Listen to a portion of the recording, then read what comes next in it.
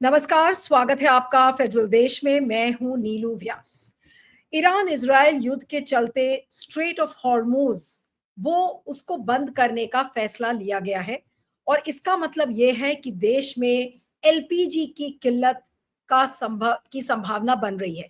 Iran की संसद ने स्ट्रेट ऑफ हॉर्मूज बंद करने की धमकी दी है। इसी रास्ते 20% क्रूड ऑयल सप्लाई की जाती है। कतर, यूएई और सऊदी अरब से एलपीजी भारत इसी रास्ते से इंपोर्ट करता है और भले ही भारत क्रूड ऑयल दूसरे रूट से इंपोर्ट कर ले, लेकिन गैस के सप्लाई बाधित होने से रसोई गैस का संकट खड़ा हो सकता है।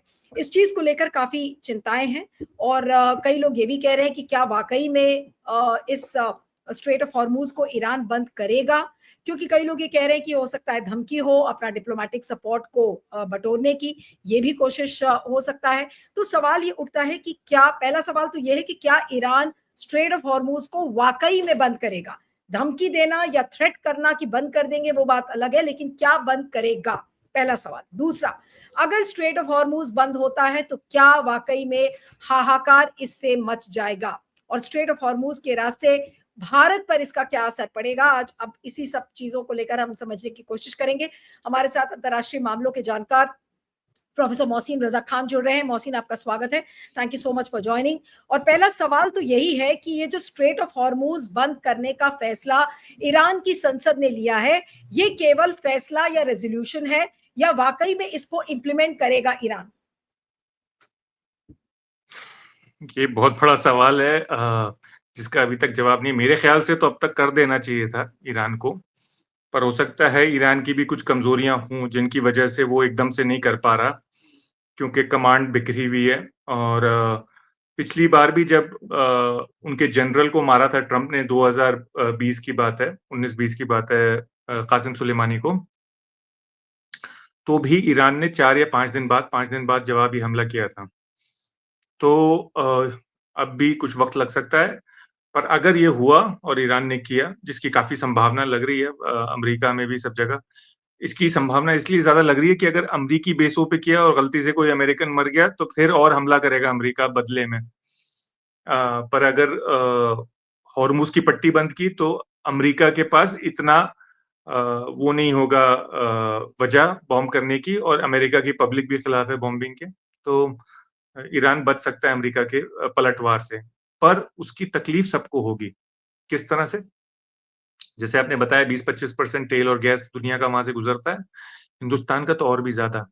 हिंदुस्तान की 88%, 90 ही समझ लीजिए मोटा मोटा, तेल इंपोर्ट होता है, जिसमें से आधे से ज्यादा खाड़ी से आता है, गल्फ से।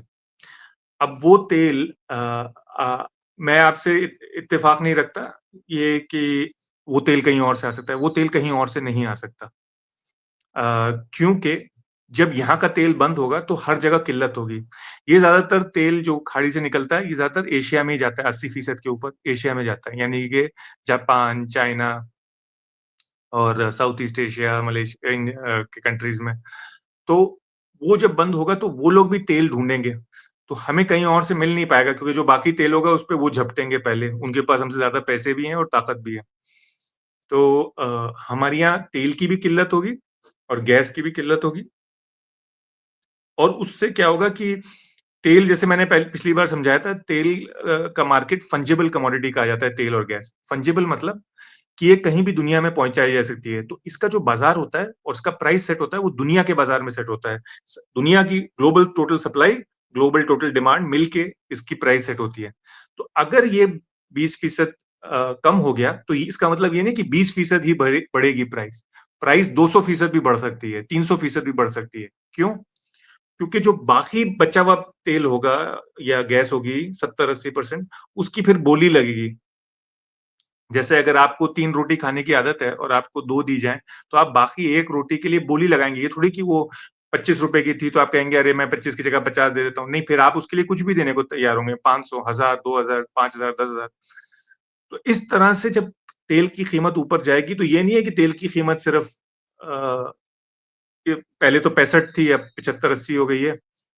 ऐसा नहीं है कि तेल की कीमत सिर्फ 90 तक लेकिन जाएगी ये या भी 100 तो तक। बात है ना मोहसिन, कि जो भारत की निर्भरता है, जो रिलायंस है उसका, चाहे वो गैस हो, चाहे तेल हो, क्या ये रिलायंस मिडल ईस्टर्न कंट्रीज पर घटा नहीं है? क्योंकि भारत अब अपने ऑल्टरनेटिव सोर्सेज भी खोज रहा है। नहीं, ऑल्टरनेटिव सोर्सेज इससे सस्ते नहीं है ना, क्योंकि इसका रास्ता सबसे करीब है हमसे, तो हमारे लिए बहुत सस्ता था। और सबसे सस्ता तो सच बोलूं हमारे लिए था ईरानी तेल, क्योंकि ईरान हमें बड़े कम डिस्काउंट पे, बड़े कम करके बेचता था कीमत पे, और ट्रांसपोर्ट कॉस्ट भी बहुत ही कम थी, क्योंकि बहुत ही पास है ईरान हमारे। और वहां पे हमने एक शाबार पोर्ट में भी इन्वेस्ट किया हुआ था, जिससे हमें सेंट्रल एशिया का एक्सेस था। सेंट्रल एशिया भी एक बड़ा मार्केट है, और वहां भी ऑयल एंड गैस काफी है। हम वहां पे अपना सामान बेच सकते थे, क्योंकि हमें डायरेक्ट एक्सेस नहीं है पाकिस्तान की वजह से, वो पूरा रूट ब्लॉक्ड है। तो हमें जाना तो इधर समुंदर और फिर जमीन से होगा। तो शाहबार हमारे लिए था, वो भी हमने छोड़ दिया अमेरिका के प्रेशर में। तेल भी हमने अमेरिका के प्रेशर में छोड़ दिया मोदी जी ने। तो मोदी जी ने हमें एक अजीब दुविधा में डाल दिया है कि अब जो तेल है, और सेंट्रल एशिया का भी तेल नहीं मिल सकता, ईरान का भी नहीं मिल सकता, खाड़ी का भी नहीं मिल सकता अगर होर्मुज ब्लॉक हो गया। ऊपर से हमारा जो इन्वेस्टमेंट है शाहबार में वो भी गया, बिलियंस ऑफ डॉलर्स का इन्वेस्टमेंट है हमारा। और तीसरी बात ये है कि जब तेल की कीमत ऊपर जाएगी तो उसका असर सीधा बाजार पे पड़ता है, क्योंकि तेल हर चीज में लगता है, प्रोडक्शन में, ट्रांसपोर्टेशन में, ट्रकों में, फैक्ट्रियों में। तो क्या होगा, एकदम से आपकी बिजली की कॉस्ट और तेल की कॉस्ट ऊपर जाएगी, और उससे आपकी हर हर चीज की कॉस्ट ऊपर जाएगी, हर कमोडिटी की। उससे क्या होगा कि डिमांड कम हो जाएगी, मार्केट में मंदी आ जाएगी। मार्केट में मंदी आ जाएगी तो लोग अपने मुलाजिमों को फायर करना शुरू कर देंगे, निकालना शुरू कर देंगे, तो आपकी अनएम्प्लॉयमेंट की प्रॉब्लम आ जाएगी। और जब अनएम्प्लॉयमेंट भी होगा और बाजार में मंदी भी होगी और प्रॉफिट भी कम जाएंगे, कंपनियों के लॉस में जाएंगी, तो आपको पता है क्या होता है, आपका जो एसआईपी है, जो शेयर मार्केट में आप हर महीने लगाते हैं, वो भी घाटे में जाना शुरू हो जाएंगे आपके स्टॉक होल्डिंग। तो मेरी राय तो ये है कस्टमरों से कि भाई सोच समझ के करें निवेश, और अभी देखें क्या हो रहा है, किस तरह से तेल की कीमत हिलेगी, किस तरह से उसका असर पड़ेगा आपके स्टॉक मार्केट पे। नहीं, लेकिन क्या इससे रिसेशन, क्या इससे महंगाई, क्या इससे इन्फ्लेशन, ये सारी चीजें भी बढ़ने के चांसेस हैं, या फिर ये खाली एक पॉसिबिलिटी है? क्योंकि कई लोग ये कह रहे हैं कि अरे इतना अभी डरने की जरूरत नहीं है, इतने बुरे हालात अभी नहीं हुए हैं। लेकिन हालात को गिरते वक्त भी समय नहीं लगता है, तो इस समय जो स्थिति है वो आपको कैसी लग रही है? कितनी डरावनी है, या फिर बहुत ज्यादा हमें डरने की जरूरत नहीं है? अगर आज आम आदमी इस शो को देखेगा तो क्या वाकई में उसको चिंता करने की जरूरत है? तो जितने भी बड़े विशेषज्ञ हैं जो ईरान को 25, 30, 50, 40, 50 साल से कर रहे हैं, वो कह रहे हैं कि जवाब तो देना पड़ेगा। और ईरान से भी यही मैसेज आ रहा है अंदर से कि हम जवाब जरूर देंगे, नहीं तो देश के अंदर जो सरकार है उसकी साख गिर जाएगी। पब्लिक उसकी डिमांड कर रही है जवाब। वो भी जो समर्थक नहीं है सरकार के, वो भी कह रहे हैं जवाब दो भाई, हमारी इज्जत का सवाल है और हमारे इतना नुकसान हो गया, हमारे इतने लोग मर गए। और अगर नहीं देगी तो सरकार अंदर कमजोर हो जाएगी और गिर जाएगी किसी ना किसी दिन। दूसरी बात ये है कि बाहर का भी सवाल है कि अगर जवाब नहीं देगी तो डेटरेंस टूट जाएगा, और जब दिल चाहेगा इजराइल और जब दिल चाहेगा अमेरिका मिलके हमला करेंगे। एक दिन कहेंगे न्यूक्लियर बंद करो, दूसरे दिन कहेंगे मिसाइल का प्रोग्राम बंद करो, तीसरे दिन फौज बंद करो, चौथे दिन खत्म ही को मार दो, पांचवें दिन सरकार को हटा दो। तो जवाब तो देना पड़ेगा। तो अब नहीं, लेकिन सवाल ये आज उठता है जो नहीं, हम्म, बट आज जो डिप्लोमेटिक डेवलपमेंट्स हुए हैं, अभी थोड़ी देर पहले की खबर आई थी कि जो तेहरान का जो क्लॉक टावर है, उसको उस पर अटैक किया है इसराइल ने, और ये वो क्लॉक टावर थी जिसको डूम्सडे क्लॉक बोला जाता था। उस क्लॉक को एक सिंबल माना जाता था कि इस सिंबल के जरिए ईरान, सॉरी, इसराइल का जो पूरा एग्जिस्टेंस है वो एक तरीके से खत्म हो जाएगा। इसराइल का वजूद बताया जाता था कि आज से 25 साल बाद, यानी कि 2040 तक, इस क्लॉक में पर्शियन में, इंग्लिश में, अलग अलग लैंग्वेजेस में ये बताया जाता था इस क्लॉक टावर के जरिए कि देखिए इसराइल का वजूद खत्म हो जाएगा। आज उसी क्लॉक टावर पर अगर इसराइल ने अटैक किया है तो क्या ये ईरान की एक बहुत बड़ी हार नहीं है? क्योंकि ये भी कुछ ही घंटे पहले की खबर है। जी ये भी हार है, और भी कई हारें हैं। सबसे बड़ी हार तो ये है कि ईरान ने बिलियंस ऑफ डॉलर्स लगा के और इतनी ज्यादा कुर्बानियां दे के न्यूक्लियर प्रोग्राम जो बनाया था, जिसमें 20-25 साल से उनके ऊपर वो चल रहे हैं सैंक्शंस, और उनका नुकसान हो रहा है, उनके लोग मारे जा रहे हैं, उनकी पब्लिक छोड़ छोड़ के मुल्क छोड़ रही है। वो पूरा प्रोग्राम पे इतना हमला किया है, काफी हद तक उसको तहस नहस किया है। तो वो सबसे बड़ी उनकी हार है। तो इतने सारे उनके जनरल और लीडर मारे गए। खैर, पर मुल्कों में ऐसा मौका आता है और मुल्क उससे उभर भी आते हैं। और ईरान ने भी रिप्लेस कर दिए हल्के-हल्के अपने जनरल। तो अब किस करवट ऊठ बैठेगा ये कह नहीं सकते हम इस वक़्त, पर ईरान को जवाब तो देना पड़ेगा। अब मुझे लगता है कि ईरान जो है वो अमरीकी बेसों पे हमला नहीं करेगा या अमरीकी सोल्जर्स नहीं मारेगा, क्योंकि अगर वो सिपाही मारेगा तो फिर अमेरिका मजबूर हो जाएगा जवाब देने पे। अमेरिका इस वक़्त ज़्यादा घुसना नहीं चाहता है। ट्रम्प ने भी कह दिया था और सरकार ने भी कह दिया था कि बस हमने ये 3 न्यूक्लियर ठिकानों पे हमला किया, इसके आगे हम नहीं करेंगे और वो चाहते हैं कि खत्म हो जाए, बल्कि नहीं, वो ये भी धमका भी रहे हैं कि हुँ। नहीं, ट्रम्प ने ये भी तो आज ट्वीट किया और मुझे लगता है अर्ली मॉर्निंग का ही वो ट्वीट था जब वो रेजिम चेंज की बात कर रहे थे कि रेजिम हुँ। चेंज क्यों नहीं होना चाहिए if Iran make Iran great again, जो जिसकी बात कर रहे थे कह रहे थे कि मैं रेजिम चेंज की मैंने बात नहीं की थी, but if it makes Iran great again then why not a regime change, इस तरीके का ट्वीट डोनाल्ड ट्रम्प ने किया था। तो अब उनका इशारा या फिर अंदेशा आपको लगता है कि क्या होगा? क्या अब इस न्यूक्लियर साइट पर अटैक करने के बाद क्या अब अगला पड़ाव डोनाल्ड ट्रंप का यही होगा कि वहां की रेजिम चेंज की जाए? क्योंकि जिस तरीके से खबरें आ रही हैं कि खुमानाई ने अपने सक्सेसर्स को, 3 क्लेरिक्स हैं जिनको उन्होंने चुना है कि भाई वो उनके सक्सेसर्स हो सकते हैं, वो उनके उत्तराधिकारी बन सकते हैं। तो आपको क्या लग रहा है कि क्या रेजिम चेंज बिल्कुल क्लियरली दिख रहा है ईरान में?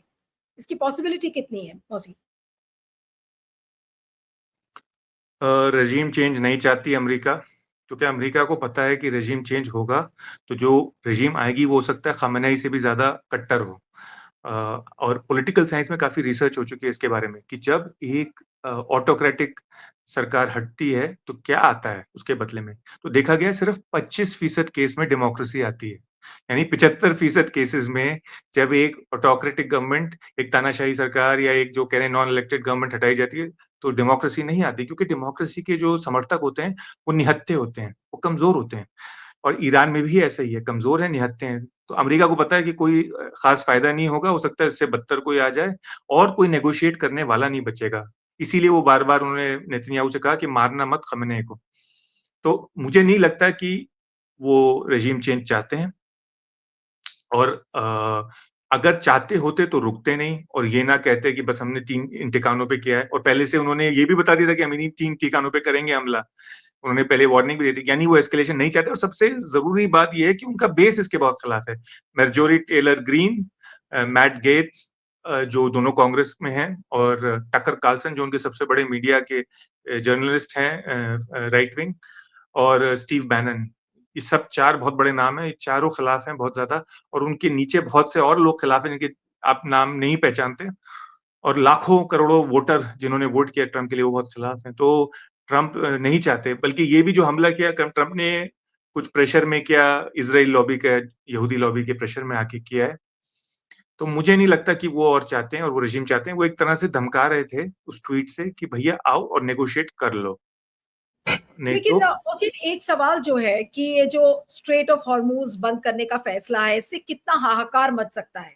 क्या वाकई में इकोनॉमिक फ्रंट पर क्या ये एक तबाही का संकेत हो सकता है? वही इकोनॉमिक फ्रंट पर जब आपकी मार्केट्स गिर जाएंगी, आपका तेल महंगा हो जाएगा, गैस महंगी हो जाएगी, डीजल पेट्रोल महंगा हो जाएगा। यहाँ पे कई लोग ऑलरेडी बात करने लगे हैं कि भाई अगर हालात ऐसे ही बने रहे और इसी तरह से एस्केलेशन होता रहा तो फिर वो दिन दूर नहीं जब हमारे देश में 150 पार हो जाएगा पेट्रोल डीजल। वो क्या इस तरीके की स्थिति बनती हुई आपको नज़र आ रही है?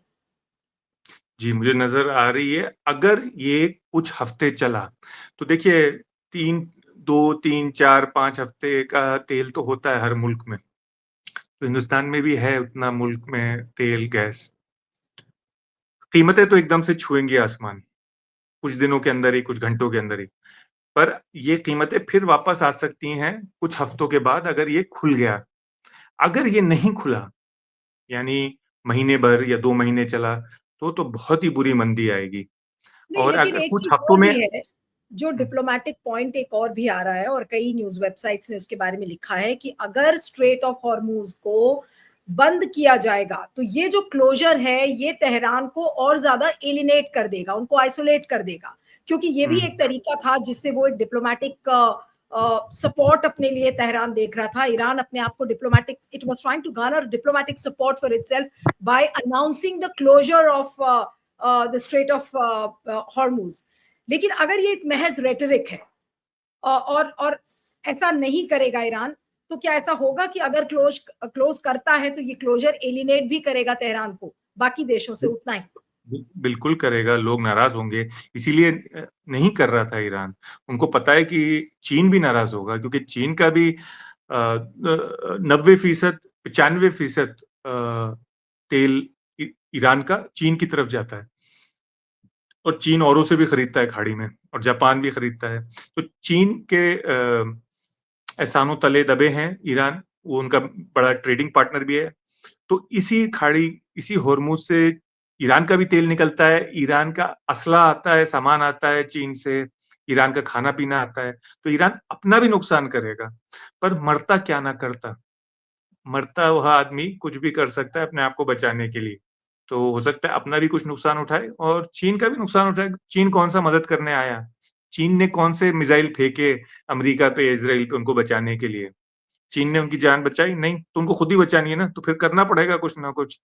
तो ये सही कह रही हैं आप, इसीलिए अभी तक नहीं किया उसने हॉर्मूज़ पे, क्योंकि उसके बहुत बड़े परिणाम थे, बाकी दुनिया के लिए, चीन के लिए, ईरान के लिए। एक कंट्री जिसको फ़ायदा होता है इससे और होगा, वो है रशिया। क्योंकि रशिया खुद तेल बनाता है और बेचता है, तो उसकी कीमत जब ऊपर जाएगी, तो रशिया में बल्ले-बल्ले हो जाएँगे।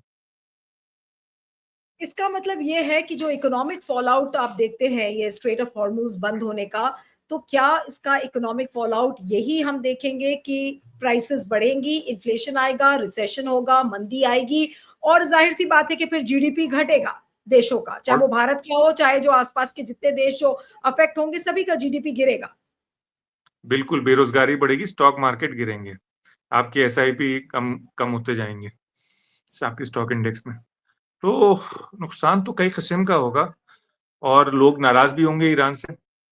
नहीं तो लेकिन लोग इस स्थिति पर चीजें ना पहुंचे वो बचाएगा कौन? अब अगर डोनाल्ड ट्रंप की भी अपनी जिद है, ईरान की अपनी जिद है, नेतन्याहू किसी की सुनने नहीं वाले, हमारे प्रधानमंत्री मोदी जी हैं वो तो बैलेंस करके चलते हैं, बाकी देश जो है वो क्यों अपना मुंह उसमें सिर डालेंगे ओखली में? तो अगर ऐसा ही रवैया रहेगा तो फिर इसका मतलब तो ये है कि यूएन जैसी ताकतें भी रोक नहीं पाएंगी, और फिर वो तो वीटो पावर की बात करते हैं, अमेरिका तो वीटो पावर का इस्तेमाल कर करके जो चाहता है वो कर लेता है। तो फिर ऐसे में बीज बचाव का काम कौन करेगा? कोई करेगा या नहीं करेगा, या बीज बचाव करने की कोई संभावना हमें दिख ही नहीं रही अभी। बीच बचाव रशिया और चीन ही कर सकते हैं, और तो कोई कर नहीं सकता। और अभी और तक तो तरह से करना चाहिए उनको बीज बचाव, वो करते हुए तो नजर नहीं आ रहे अभी। वो कोशिश कर रहे हैं, पर इज़राइल उनकी सुनता नहीं, ना अमेरिका सुनता। हाँ तो तो वही। पर एक दिन ऐसा आएगा कि अमेरिका भी मजबूर हो जाएगा। अमेरिका तो खैर वैसे ही चाह रहा है कि अमन हो जाए अब, और इज़राइल भी चाह रहा है। अंदर की बात ये है कि मैंने कई जगह पढ़ा है कि इज़राइल ने कई मैसेजेस भिजवा रहा है कल शाम से, आज भी दिन में, कि ईरान से कि बंद करो। इसीलिए इज़राइल ने बहुत ज़्यादा अपनी बमबारी बढ़ा दी है, और तेहरान में मार रहा है खास तौर से बम। प्रेशर डाल रहा है ईरान पे कि तुम अभी सुलह पे मान जाओ, अब नहीं हम तो नहीं चाहते। इज़राइल भी थक नेतन्याहू चुका है। नेतन्याहू हुँ, किन देशों से बात कर रहे हैं? आपने कहा कि इज़राइल मैसेजेस पहुंचा रहा है कि उसको शांति चाहिए, तो किन अरब देशों से वो बात करके ये अरब देशों मैसेज, से, कहाँ से? अरब देशों से, अरब देशों अरब से। देश। अच्छा, ओके। तो पहुँचा रहा है उनको। मेरे ख़्याल से अरब देश लिखा होता है, पर मेरा अंदाज़ा ये है कि वो जॉर्डन हो सकता है, यूएई हो सकता है, और बहरीन भी हो सकता है, और सऊदी से पहुँचा रहा है या नहीं पता नहीं। सऊदी से उनके रिश्ते हैं नहीं इतने अच्छे। पर दूसरी बात ये है कि अगर खाड़ी बंद की गई तो 3 तरीके से बंद की जा सकती है। एक तो उसमें सुरंगें लगाई जा सकती हैं, माइन लगा सकती हैं। 3 तरह की माइनें लगा सकती हैं। मैग्नेटिक माइन, जो मैग्नेटिक उससे शिप के पास आके उड़ जाएँ। दूसरी प्रेशर से उड़ जाती हैं। तीसरी होती हैं लिम्पिड माइन्स, वो आके डाइवर्स ईरानी वो लगा सकते हैं शिप के ऊपर। ऐसे उन्होंने 4 शिप में लगाई थी 2019 में, जब टेंशन बढ़ गया था, और ब्लो अप कर दिए थे। तो वो ब्लो अप कर सकते हैं, वो होल्स ब्लो कर देती हैं। तो दूसरा तरीका ये है कि वो मिसाइलें फायर कर सकते हैं ईरान, यानी कि क्रूज़ मिसाइल्स फायर कर सकते हैं, क्योंकि वो काफ़ी करीब हैं इन जहाज़ों के। वो पट्टी बहुत नैरो है। और तीसरा एक और तरीका है कि अंडर सी ड्रोन्स होती हैं, अंडर वाटर ड्रोन्स, वो आके आके हिट करेंगी और ब्लो अप कर देंगी। और तीनों चीज़ों से ईरान कर सकता है। अब क्यों नहीं कर रहा है मुझे पता नहीं, क्या वजह है, कुछ कमज़ोरी है या कुछ कमांड नहीं आ पा रही है, मतलब क्यों नहीं कर पाया। और अमेरिका का काम होगा कि इसको क्लियर करे इन माइन्स को, ताकि वो फिर से खुलें। पर आसान नहीं है, क्योंकि अगर 1, 2, 3 शिप भी हिट हो गए, तेल के या किसी और के, और वो जलना शुरू हो गए और वो सिंक कर गए, बाकी शिप डर के मारे आएँगे नहीं। ईरान को ये ज़रूरी नहीं है कि सारे शिप उड़ा दे, या आधे या 1/4 या 5% भी सिर्फ 2-4 शिप भी उड़ा देगा तो डर के मारे लोग आना जाना उसमें से बंद कर देंगे खाड़ी में से। तो अमेरिका का काम होगा ये जल्दी से जल्दी ये माइन्स हटाएं, पर जल्दी से जल्दी में भी कई हफ्ते लग जाएंगे। अब कह नहीं सकते अमेरिका को उसमें 3 हफ्ते लगेंगे, 4 हफ्ते लगेंगे, 6 हफ्ते लगेंगे, 8 हफ्ते, 10-12 हफ्ते भी लग सकते हैं। 1 से 3 महीने लग सकते हैं साफ करने में। जितने दिन वो बंद रहा, उतने दिन की मुसीबत और उतनी बड़ी मंदी आएगी। जल्दी हो गया तो छोटी मंदी, टाइम लगा तो बहुत बड़ी मंदी आएगी। बिल्कुल। वाक़ई में हालात चिंताजनक हैं और देखना होगा कि क्या-क्या इसमें गतिविधियाँ होती हैं। आपका बहुत-बहुत शुक्रिया Mohsin, thank you so much for joining. शुक्रिया।